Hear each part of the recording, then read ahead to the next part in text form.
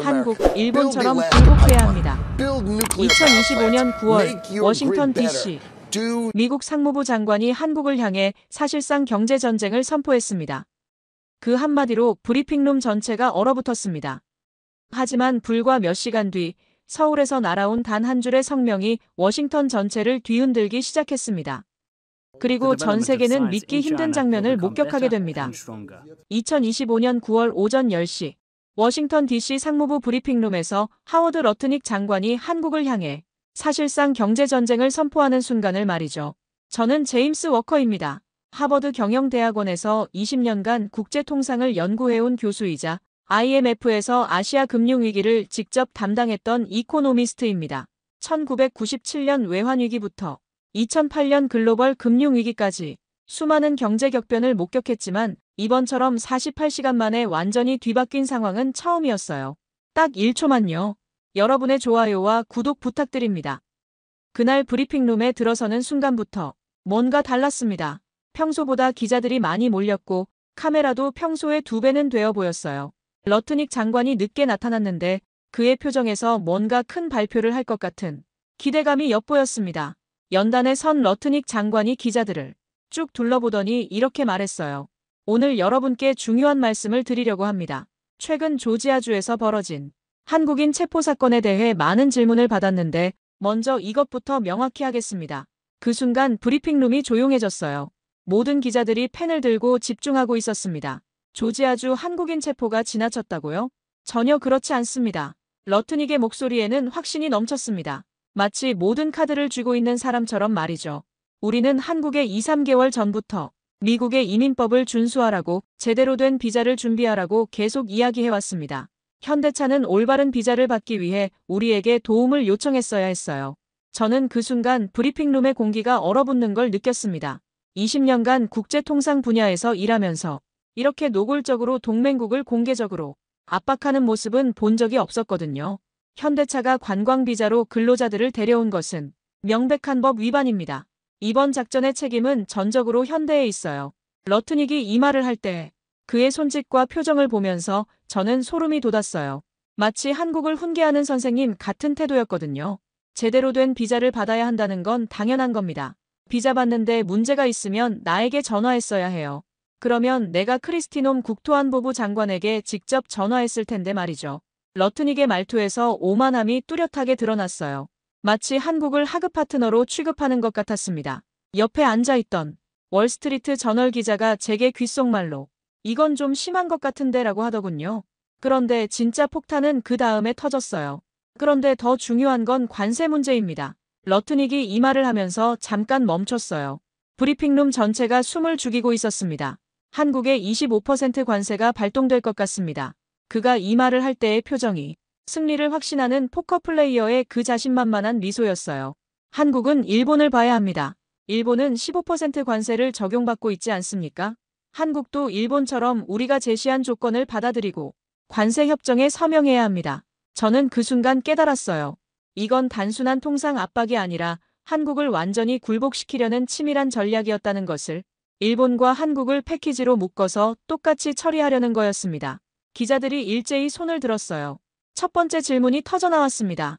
장관님, 한국은 미국의 중요한 동맹국인데 이런 식으로 압박하는 게 적절한가요? 러트닉의 대답은 더욱 충격적이었어요. 동맹국이라서 더 규칙을 지켜야 하는 겁니다. 일본을 보세요. 일본은 우리가 요구한 조건을 모두 받아들였어요. 한국도 똑같이 해야 합니다.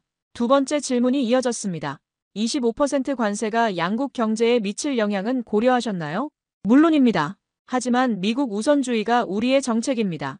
한국이 우리 조건을 받아들이면 일본처럼 15%로 낮춰줄 수 있어요. 브리핑이 끝난 후 기자들 사이에서는 술렁거림이 일었어요. 한 베테랑 기자가 저에게 다가와서 말했습니다. 제임스, 20년 넘게 이 자리를 지켰는데 이렇게 노골적으로 동맹국을 압박하는 건 처음 봅니다. 뭔가 크게 잘못될 것 같은 예감이 드네요. 저도 같은 생각이었어요. 미국이 너무 성급하게 카드를 다 공개한 것 같았거든요. 특히 한국을 일본과 동급으로 취급하면서 똑같은 굴복을 요구하는 모습이 정말 위험해 보였습니다. 브리핑이 끝난 직후 저는 상무부 고위 관계자 마이클 톰슨과 비공식 미팅을 가졌습니다. 그는 제가 IMF 시절부터 알고 지낸 사이로 미국 통상정책의 내부 사정을 가장 잘 아는 인물 중 하나였어요. 우리는 워싱턴 DC 다운타운의 조용한 커피숍에서 만났습니다.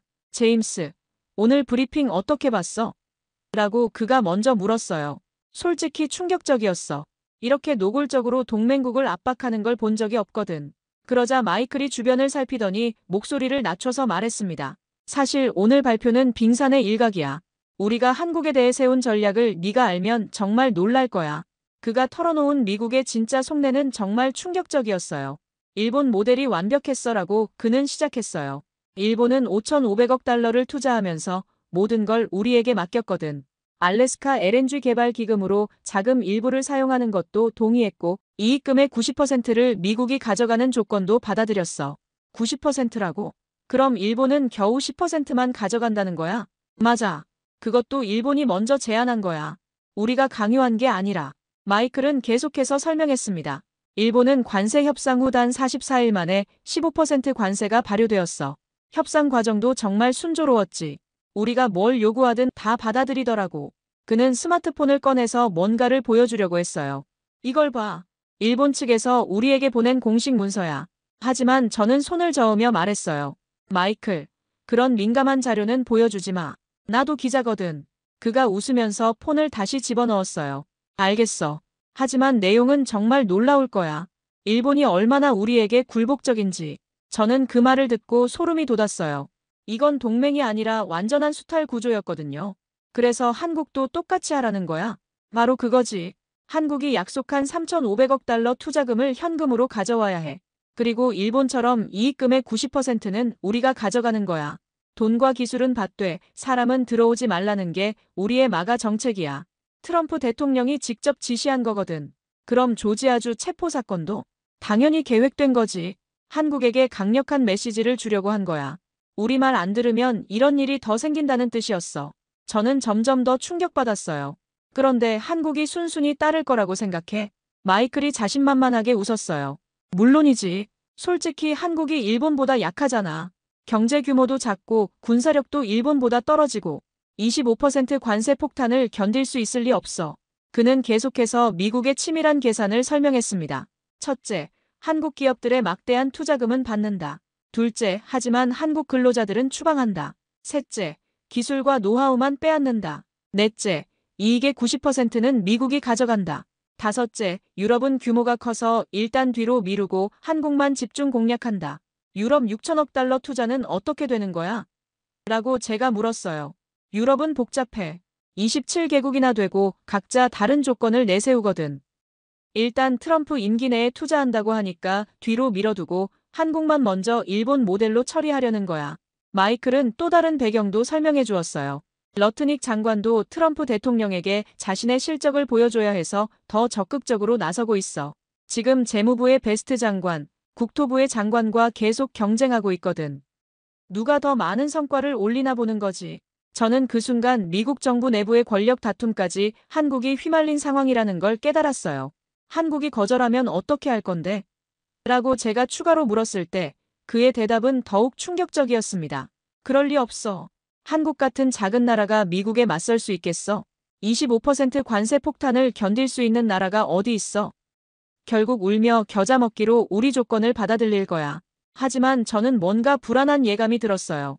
마이클과 미국 정부가 한국을 너무 과소평가하고 있는 것 같았거든요. 마이클, 혹시 한국이 생각보다 강하게 반발하면 어떻게 할 거야? 그가 어이없다는 듯이 웃었어요. 제임스, 한국이 뭘 할 수 있겠어? 미국 시장 없으면 한국 경제는 끝이야. 우리가 모든 카드를 쥐고 있다고. 하지만 그는 정말 치명적인 실수를 하고 있었어요. 한국을 완전히 잘못 읽고 있었던 거죠. 커피숍을 나서면서 저는 마이클에게 마지막으로 물었어요. 정말 확신해? 한국이 순순히 굴복할 거라고. 100% 확신해. 이번 주 안에 한국에서 백기 들고 나올걸. 그 순간 제 휴대폰에 알림이 울렸어요. 서울에서 온 뉴스 속보였습니다. 이재명 대통령의 긴급 성명이었어요. 마이클의 자신만만한 표정이 순식간에 굳어지기 시작했습니다. 그날 오후 3시 서울에서 날아온 뉴스가 워싱턴 전체를 뒤흔들기 시작했습니다. 이재명 대통령이 청와대에서 긴급 기자회견을 열었다는 소식이었어요. 저는 마이클과 함께 상무부로 돌아가서 실시간으로 중계되는 한국 뉴스를 시청했습니다. 이재명 대통령이 단호한 표정으로 연단에 서는 모습이 화면에 나타났어요. 한미 관세 협정에 아직 서명하지 않은 상태입니다. 이재명 대통령의 첫마디가 나오자 마이클의 얼굴이 순식간에 굳어졌어요. 국익에 부합하지 않는 협정에 서명할 이유가 없습니다. 한국은 독립국가이며 어떤 강대국의 압력에도 굴복하지 않겠습니다.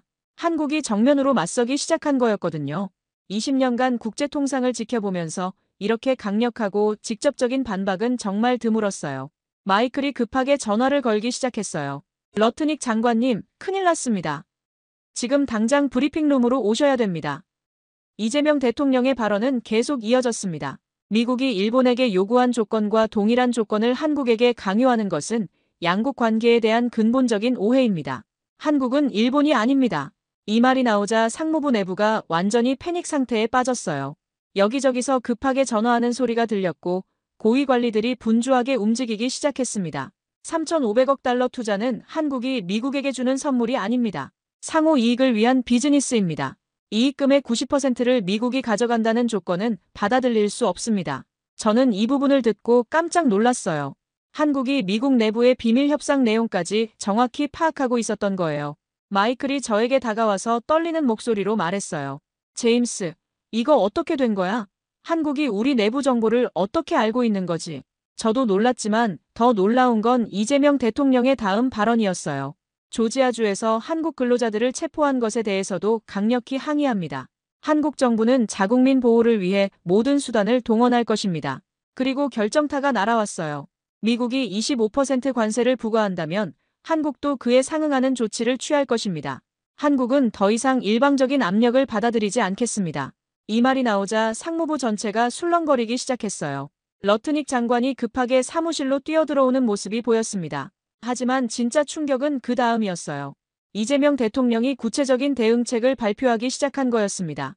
한국 기업들의 미국 투자 계획을 전면 재검토하겠습니다. 삼성전자의 텍사스 반도체 공장, LG에너지솔루션의 배터리 공장들, 현대차의 조지아 공장 등 모든 프로젝트를 점검할 것입니다.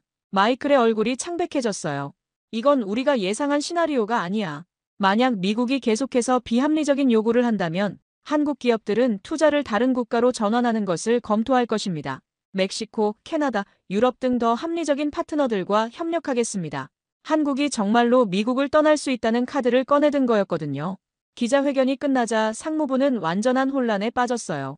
러트닉 장관이 고함을 지르는 소리가 사무실에서 들려왔습니다. 이게 뭔 소리야? 한국이 감히 우리를 협박해? 하지만 정말 놀라운 건 그 다음에 벌어진 일이었어요. 한국의 반격이 이제 시작에 불과했다는 걸 그때는 아무도 몰랐거든요. 오후 5시경 삼성전자에서 공식 성명을 발표했습니다. 텍사스 반도체 공장의 핵심 장비 도입을 잠정 중단합니다. 투자 환경을 재평가하고 있습니다. 6시에는 LG에너지솔루션이 발표했어요. 미국 내 추가 배터리 공장 건설 계획을 무기한 연기합니다. 7시에는 현대차 그룹이었습니다. 조지아 공장 확장 투자를 재검토하고 있습니다. 저는 이 연속된 발표들을 보면서 정말 충격받았어요. 한국 기업들이 이렇게 체계적이고 동시에 움직이는 걸 본 적이 없었거든요. 마이클이 저에게 다가와서 말했어요. 제임스, 이건 정말 예상 못한 일이야. 한국이 이렇게 강하게 나올 줄 몰랐어. 그 순간 제가 깨달은 것은 미국이 정말 큰 실수를 했다는 거였어요. 한국을 일본과 똑같은 나라로 생각한 거 말이죠. 다음 날 아침, 저는 더욱 충격적인 소식들을 연달아 들었습니다. 한국 기업들이 본격적으로 움직이기 시작한 거였어요.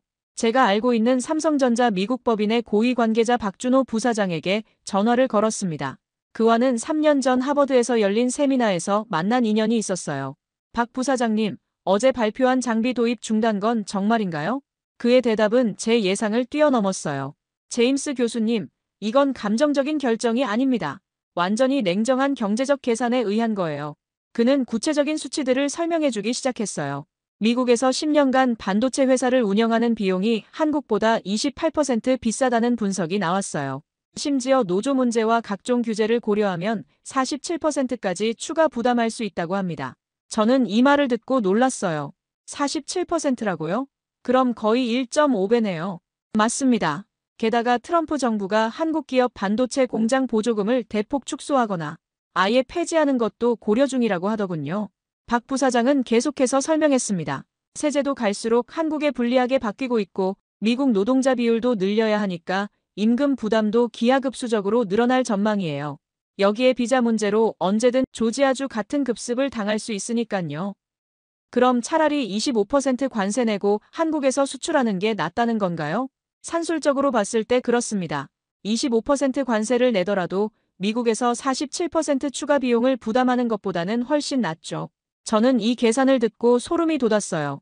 한국 기업들이 감정적으로 반응하는 게 아니라 완전히 냉정한 경제 논리로 움직이고 있었던 거예요. 그 다음 LG에너지솔루션의 김대수 전무에게도 연락해봤습니다. 김 전무님, LG도 비슷한 계산을 하신 건가요? 물론입니다.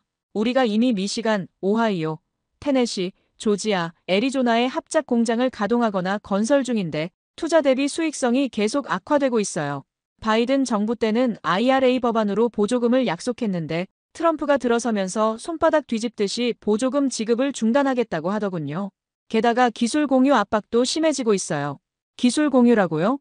미국이 보조금을 주는 대가로 우리 핵심 기술을 공유하라고 압박하고 있어요. 이건 완전히 기술 털어가려는 거죠. 저는 이 말을 듣고 미국의 진짜 속셈을 깨달았어요.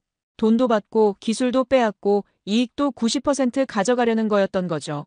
그래서 투자를 회수하시려는 건가요? 회수까지는 아니고 추가 투자를 중단하는 거예요. 기존 공장들은 이미 지어진 것이니까 어쩔 수 없지만 새로운 투자는 다른 곳을 고려하고 있어요. 오후에는 현대차 그룹의 정책팀장과도 통화했습니다. 현대도 조지아 공장 확장을 포기하시는 건가요? 포기라기보다는 속도 조절이죠. 지금처럼 미국이 일방적인 고관세를 고집한다면 더 이상 미국 내 생산으로 수익성을 확보하기 어려워요. 그는 현대차의 계산을 설명해 주었어요. 우리가 2028년까지 210억 달러 투자 계획을 세웠는데 이걸 그대로 진행할지 재검토하고 있어요. 멕시코나 캐나다 쪽이 더 합리적인 선택지가 될 수 있거든요. 저는 이런 대화들을 나누면서 한 가지 사실을 깨달았어요. 한국 기업들이 단순히 감정적으로 반발하는 게 아니라 완전히 냉정한 비즈니스 관점에서 계산하고 있다는 것이었습니다. 그날 저녁 워싱턴의 한 정책연구소에서 열린 긴급 세미나에 참석했어요. 주제는 한국의 투자 철수가 미국 경제에 미칠 영향이었습니다. 브루킹스 연구소의 데이빗 첸 선임 연구원이 발표한 내용이 정말 충격적이었어요. 한국의 3,500억 달러 투자가 중단되면 미국에서 약 50만 개의 일자리가 사라질 것으로 예상됩니다. 특히 조지아주의 경우 현대차와 LG 공장으로 인해 창출될 예정이었던 8만 5천 개 일자리가 위험에 처했습니다. 반도체 산업에서는 더 심각합니다. 삼성전자의 텍사스 공장이 중단되면 미국의 첨단 반도체 생산 계획 전체가 흔들릴 수 있어요. 세미나가 끝난 후 데이빗과 개인적으로 이야기를 나눴어요. 데이빗, 솔직히 미국이 너무 성급했던 것 같지 않아? 완전히 동감해. 한국을 일본과 똑같이 취급한 게 가장 큰 실수야. 한국은 일본과 다른 나라라는 걸 이해 못한 거지. 그럼 앞으로 어떻게 될 것 같아? 미국 정부가 빨리 태도를 바꾸지 않으면 정말 큰일 날 거야. 한국 기업들이 진짜로 투자를 철수할 수도 있어. 그 순간 저는 깨달았어요. 미국이 정말로 큰 위기에 처했다는 것을. 그리고 한국이 생각보다 훨씬 강한 나라라는 것을 말이죠. 셋째 날 아침, 워싱턴에는 완전히 다른 분위기가 흐르고 있었습니다. 한국의 강력한 반격이 미국 정부 내부의 균열을 만들어내기 시작한 거였어요. 저는 그날 아침 일찍 국무부에서 열린 비공식 브리핑에 참석했습니다. 토니 블링컨 국무장관의 측근인 사라 윌슨 차관보가 긴급히 소집한 자리였어요. 여러분, 상황이 심각합니다라고 사라가 회의를 시작했어요. 한국의 반응이 우리 예상을 완전히 벗어났습니다. 회의실에는 국무부, 상무부, 재무부, 국토안보부의 고위 관계자들이 모여 있었어요. 모두들 표정이 어두웠습니다. 재무부의 스콧 베스트 장관이 먼저 입을 열었어요. 러트닉의 25% 관세 발언이 완전히 상황을 악화시켰습니다. 한국 기업들의 투자 중단으로 우리가 입을 경제적 타격을 계산해봤는데 그가 펼쳐놓은 자료를 보는 순간 회의실이 조용해졌어요. 삼성전자 텍사스 공장만 해도 370억 달러 투자에 2만 개 일자리 창출 예정이었습니다. LG 배터리 공장들은 총 140억 달러에 1만 5천 개 일자리, 현대차는 210억 달러에 8천 개 일자리. 베스트 장관의 목소리가 점점 작아졌어요. 총합하면 720억 달러 투자에 4만 3천 개. 직접 일자리, 간접 일자리까지 포함하면 15만 개가 위험에 처했습니다. 국무부의 사라 차관보가 더 충격적인 소식을 전했어요. 더 큰 문제는 다른 나라들의 반응입니다. 독일, 일본, 심지어 영국까지도 미국의 신뢰성에 의문을 제기하기 시작했어요. 그녀가 보여준 외교 전문에는 각국의 우려가 담겨 있었습니다. 독일 총리실에서는 미국이 동맹국을 이런 식으로 대한다면 우리도 투자 계획을 재검토해야 한다고 했고, 일본 외무성에서도 한국 사태를 주의 깊게 지켜보고 있다고 전해왔습니다. 저는 이 말을 듣고 소름이 돋았어요. 한국 하나를 잘못 건드렸다가 전체 동맹 관계가 흔들리고 있었던 거예요. 상무부의 마이클 톰슨이 방어적으로 말했어요. 하지만 한국이 먼저 법을 위반한 거 아닙니까? 비자 규정을 어긴 건 사실입니다. 그 순간 국토안보부의 장관이 폭발했어요. 마이클, 그런 식으로 말하지 마세요. 비자 문제는 우리가 적절한 비자 카테고리를 제공하지 않았기 때문입니다. 한국 기업들이 필요로 하는 전문 기술자 비자가 턱없이 부족했다고요. 회의실의 분위기가 험악해지기 시작했어요. 놈 장관이 계속 말했습니다. 조지아주 급습도 우리 부서에서 진행한 건데 솔직히 과도했습니다. 300명 이상을 한 번에 체포하고 쇠사슬로 묶어서 끌고 가는 건 너무했어요. 재무부의 베스트 장관이 놈 장관을 지지했어요. 크리스티 말이 맞습니다. 우리가 한국에 투자해달라고 요청해놓고 정작 투자하러 온 사람들을 범죄자 취급하는 건 말이 안 돼요. 상무부의 마이클이 반박했어요. 하지만 러트닉 장관님 지시였고 트럼프 대통령도 동의하신 거 아닙니까? 그러자 국무부의 사라가 냉정하게 말했어요. 그래서 지금 이 난리가 난 거죠. 대통령과 러트닉 장관이 한국을 완전히 잘못 읽었어요. 그 순간 회의실 문이 열리면서 긴급 보고가 들어왔어요. 여러분, 큰일 났습니다. 조지아주 브라이언 캠프 주지사가 백악관에 항해 전화를 걸었습니다. 모든 사람들이 깜짝 놀랐어요. 브라이언 캠프는 공화당 소속으로 트럼프와 같은 당이었거든요. 캠프 주지사가 뭐라고 했는데요? 현대차와 LG 투자가 무산되면 조지아 경제가 망한다고 8만 5천 개 일자리가 사라진다고 난리를 쳤답니다. 심지어 이건 조지아주에 대한 경제적 테러라고까지 했다네요. 재무부의 베스트 장관이 머리를 감추러요. 이제 우리 당 내부에서도 반발이 시작된 거네요. 텍사스주의 그렉 에벗 주지사도 백악관에 전화했습니다. 삼성 반도체 공장 중단되면 텍사스 경제에 치명타라고 항의했다네요. 저는 이 상황을 보면서 깨달았어요. 미국 정부가 완전히 사분오열되고 있다는 것을. 연방정부와 주정부, 심지어 같은 당 내부에서도 갈등이 벌어지고 있었던 거예요. 오후에는 더욱 심각한 상황이 벌어졌습니다. 미국 의회에서도 반발이 시작된 거였어요. 하원 외교위원회의 마이클 맥콜 위원장이 긴급 성명을 발표했어요. 한국은 우리의 핵심 동맹국입니다. 이번 상무부의 처사는 75년간 이어온 한미동맹에 치명적인 손상을 입혔습니다. 상원에서도 비슷한 목소리가 나왔어요. 민주당의 원내대표가 기자회견을 열었습니다. 트럼프 행정부의 예측 불가능한 정책이 미국의 경제적 이익을 해치고 있습니다. 한국 투자 철수로 수십만 개 일자리가 위험에 처했습니다. 그날 저녁 저는 백악관 내부 소식통으로부터 충격적인 얘기를 들었어요. 제임스, 백악관이 완전히 난리야. 트럼프 대통령이 러트닉 장관에게 화를 내고 있어. 정말요? 무슨 일인가요? 조지아와 텍사스 주지사들이 계속 항해 전화를 하니까 트럼프가 짜증난 거야. 내가 언제 한국을 이렇게 강하게 압박하라고 했냐고 러트닉한테 소리쳤다는데. 이 얘기를 듣고 저는 웃음이 나왔어요. 트럼프가 자기가 지시한 일도 나중에 발뺌하는 거였거든요. 그래서 러트닉 장관은 뭐라고 했어요? 완전히 당황해서 변명하고 있어. 한국이 이렇게 강하게 나올 줄 몰랐다고. 미국 정부 최고 위층까지도 한국을 완전히 잘못 읽었다는 것을. 그리고 이제 수습하려고 해도 너무 늦었다는 것을 말이죠. 넷째 날, 한국이 진짜 마스터카드를 꺼내들었습니다. 그것은 미국이 전혀 예상하지 못한 카드였어요. 아침 9시 서울에서 또 다른 폭탄급 뉴스가 터졌습니다. 한국산업통상자원부에서 긴급 기자회견을 열었던 거예요. 산업부 장관이 발표한 내용은 정말 충격적이었습니다. 한국 정부는 미국 내 한국 기업 투자 보호를 위해 WTO에 긴급 제소를 결정했습니다. 저는 이 뉴스를 보는 순간 온몸에 소름이 돋았어요. 한국이 국제법을 동원해서 미국을 압박하기 시작한 거였거든요. 미국의 차별적 관세 정책과 자의적 법 집행은 WTO 규정에 명백히 위배됩니다. 한국은 국제사회의 지지를 받아 이 문제를 해결하겠습니다. 더 놀라운 건 그 다음이었어요. 또한 한국은 EU, 일본, 캐나다, 호주 등 주요 동맹국들과 공정무역연대를 구성할 것을 제안했습니다. 미국의 일방적 압박에 공동 대응하기 위해서입니다. 한국이 미국을 국제적으로 고립시키려는 전략을 펼치기 시작한 거였거든요. 워싱턴의 반응은 즉각적이었어요.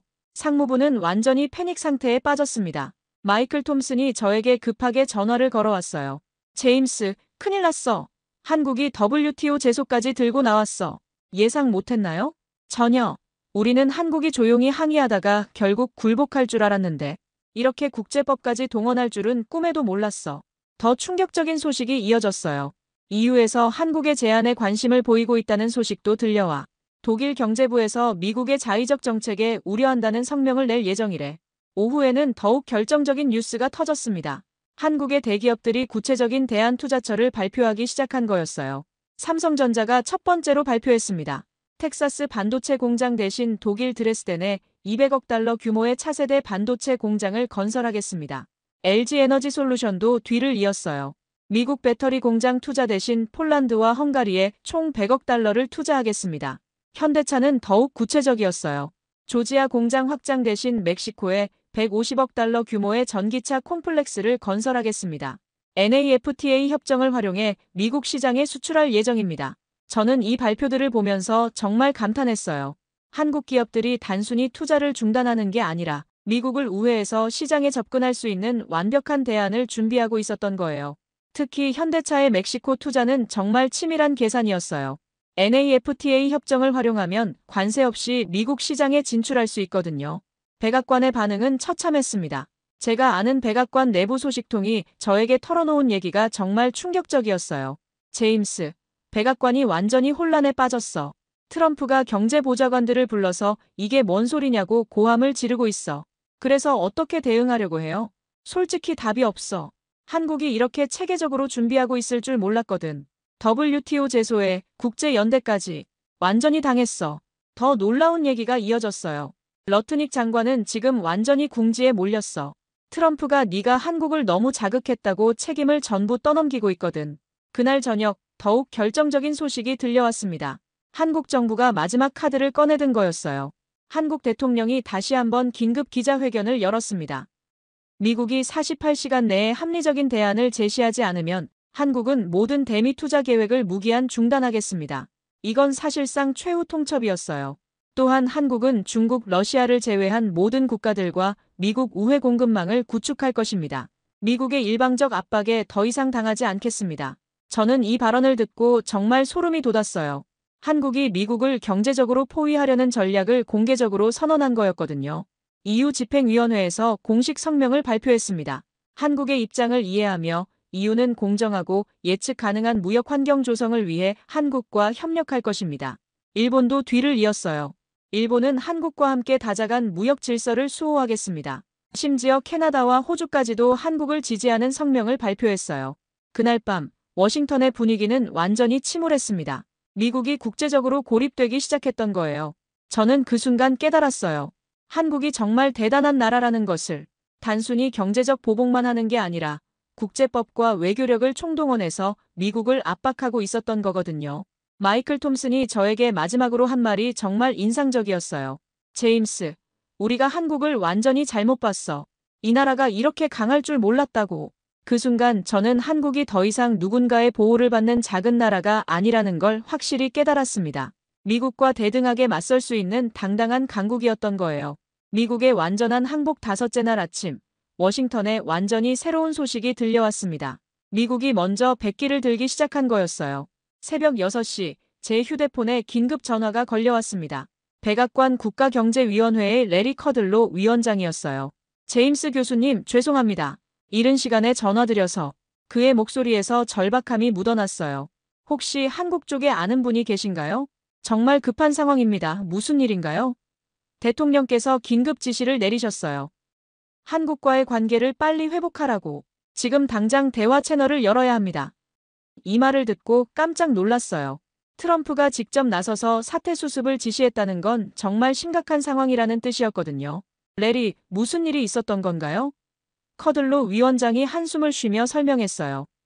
어젯밤 늦게 경제팀이 긴급 보고를 올렸습니다. 한국 투자 철수로 인한 경제적 파급 효과를 계산했는데 정말 끔찍했어요. 그가 전해준 내용은 정말 충격적이었습니다. 직접 일자리 손실만 43만 개, 간접까지 포함하면 120만 개예요. GDP 손실은 연간 850억 달러. 특히 반도체와 배터리 산업에서는 회복 불가능한 타격을 입을 것으로 분석됐습니다. 더 심각한 건 정치적 파급 효과였습니다. 조지아와 텍사스는 완전히 난리가 났어요. 두 주 모두 트럼프의 핵심 지지 기반인데 주지사들이 이러면 다음 선거에서 진다고 아우성이에요. 저는 이 상황을 보면서 미국이 얼마나 큰 실수를 했는지 실감했어요. 오전 8시 더욱 놀라운 소식이 들려왔습니다. 러트닉 상무장관이 긴급 기자회견을 연다는 거였어요. 브리핑룸에 도착했을 때 러트닉 장관의 모습은 사흘 전과 완전히 달랐어요. 자신만만했던 표정은 온데간데 없고 완전히 위축되어 있었습니다. 여러분, 오늘 중요한 발표를 하겠습니다. 그의 목소리도 힘이 없었어요. 미국 정부는 한국과의 관세 협상을 재개하기로 결정했습니다. 25% 관세 부과는 잠정 중단됩니다. 브리핑룸이 술렁거렸어요. 기자들이 일제히 손을 들었습니다. 장관님, 사흘 전과 완전히 다른 입장인데 무슨 일이 있었나요? 러트닉이 답변을 피하려고 했지만 기자들의 추궁이 계속 이어졌어요. 한국의 투자 철수 압박 때문인가요? 아닙니다. 이는 양국 모두의 이익을 위한 결정입니다. 하지만 그의 표정과 목소리는 완전히 다른 얘기를 하고 있었어요. 그럼 조지아주 체포 사건은 어떻게 되는 건가요? 이 질문에 러트닉의 얼굴이 더욱 굳어졌어요. 해당 사안은 관련 부처와 협의하여 적절한 조치를 취할 예정입니다. 완전한 후퇴였어요. 오후에는 더욱 극적인 변화가 있었습니다. 토니 블링컨 국무장관이 직접 나서서 한국 정부의 대화를 요청한 거였어요. 미국은 한국과의 전략적 동반자 관계를 매우 중요하게 생각합니다. 양국 간 오해를 빨리 해소하고 싶습니다. 이건 사실상 사과였어요. 그날 저녁 가장 충격적인 소식이 들려왔습니다. 트럼프 대통령이 직접 이재명 대통령에게 전화를 걸었다는 거였어요. 백악관 소식통이 저에게 전해준 내용이 정말 놀라웠어요. 트럼프가 이재명 대통령에게 거의 애원하는 수준이었어. 우리가 실수했다. 다시 협상하자고 말했다는데 정말요? 트럼프가 그런 말을? 심지어 한국은 우리의 가장 중요한 동맹국이다. 잘못된 건 모두 러트닉의 독단이었다고까지 했어. 이 얘기를 듣고 저는 정말 놀랐어요. 트럼프가 자신의 장관에게 책임을 떠넘기면서까지 한국과의 관계를 회복하려고 한다는 게 믿어지지 않았거든요.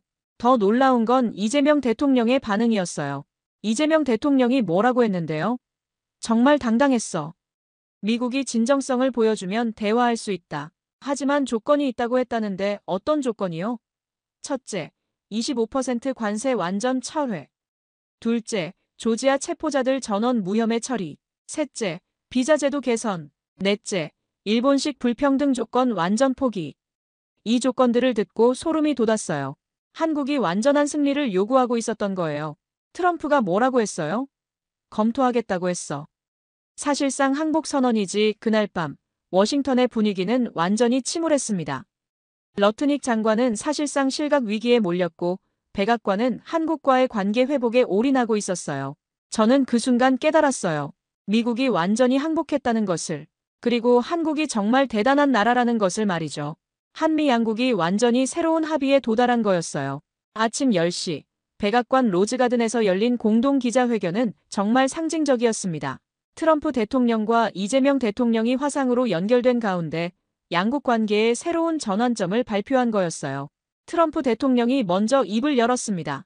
한국은 미국의 가장 소중한 동맹국입니다. 지난 며칠간의 오해를 완전히 해소하고 더욱 강력한 파트너십을 구축하겠습니다. 며칠 전에 오만함은 완전히 사라져 있었어요.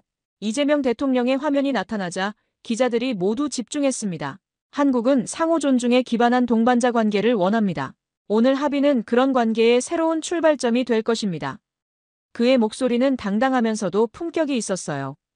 합의 내용이 발표되자 기자들이 술렁거렸습니다. 한국의 완벽한 승리였거든요. 첫째, 한국에 대한 25% 관세는 완전히 철회되고 15%도 아닌 10%로 확정됐어요. 이는 일본보다도 더 유리한 조건이었습니다. 둘째, 조지아주에서 체포된 한국인들은 모두 무혐의로 석방되고 향후 미국 재입국에도 아무런 제약이 없기로 했어요. 셋째, 한국 전문 기술자를 위한 특별비자 카테고리가 신설되어 연간 1만 명까지 발급받을 수 있게 됐습니다. 넷째, 한국 기업의 미국 투자에서 기술 공유 의무를 완전히 폐지하고 이익 배분도 50대 50으로 합의했어요. 저는 이 조건들을 듣고 정말 감탄했어요. 한국이 미국으로부터 일본보다도 더 나은 대우를 받게 된 거였거든요. 기자들의 질문이 쏟아졌습니다. 대통령님, 이번 합의에서 한국이 양보한 부분은 없나요? 트럼프가 당황하는 모습이 역력했어요. 양보라기보다는 상호 이익을 위한 합의입니다. 사실상 한국의 일방적 승리를 인정한 셈이었어요. 오후에는 더욱 놀라운 발표가 이어졌습니다. 러트닉 상무장관이 사표를 제출했다는 소식이었어요. 개인적인 사정으로 사임하게 되었습니다라는 공식 발표였지만 모두가 알고 있었어요. 이번 한국 사태에 책임을 지고 물러나는 거라는 것을. 저는 이 소식을 들으면서 권력의 무상함을 느꼈어요. 며칠 전만 해도 한국을 무시하며 오만하게 굴던 사람이 결국 자리에서 물러나게 된 거였거든요. 그날 저녁 한국 기업들의 반응이 발표됐습니다. 삼성전자 텍사스 반도체 공장 건설을 즉시 재개합니다. 당초 370억 달러에서 450억 달러로 투자 규모를 확대하겠습니다. LG에너지솔루션 미국 배터리 공장 투자를 재개하고 추가로 50억 달러를 더 투자하겠습니다. 현대차 조지아 공장 확장을 진행하며 전기차 연구개발센터도 함께 건설하겠습니다. 놀라운 건 투자 규모가 오히려 늘어났다는 거였어요. 한국 기업들이 더 좋은 조건을 얻었으니 더 많이 투자하겠다는 거였죠. 일주일 후 저는 한국을 방문할 기회가 있었습니다. 한국 외교부에서 만난 고위 관계자는 저에게 이렇게 말했습니다. 이번 사건을 통해 한국이 더 이상 누군가의 보호를 받아야 할 약소국이 아님을 전 세계에 보여줬습니다. 우리는 당당한 중견국이자 필요하면 강대국과도 맞설 수 있는 나라입니다. 저는 하버드에서 한국의 경제, 외교와 국제적 위상이라는 주제로 특별 강의를 했습니다. 강의실이 만석이었어요. 여러분, 이번 한미 갈등 사태는 21세기 국제관계의 새로운 패러다임을 보여줬습니다.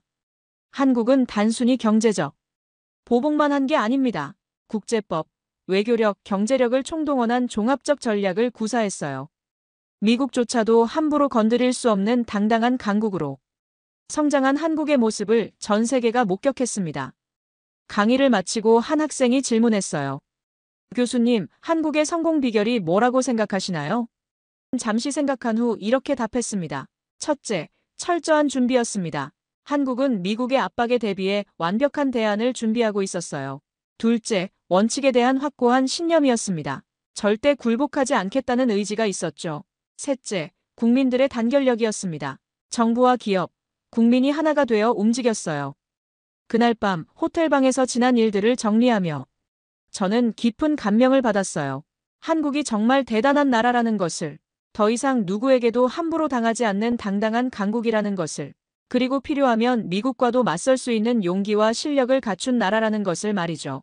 이번 사건을 통해 한국은 전 세계에 자신의 진짜 실력을 보여줬습니다. 경제력도 경제력이지만 외교력과 전략적 사고, 그리고 무엇보다 절대 굴복하지 않는 정신력을 증명해낸 거였어요. 한국은 21세기 글로벌 무대에서 자신만의 목소리를 낼 수 있는 당당한 국가로 완전히 자리 잡았습니다. 이제 어떤 나라도 한국을 함부로 대할 수 없을 것입니다. 정말 자랑스러운 대한민국이었습니다.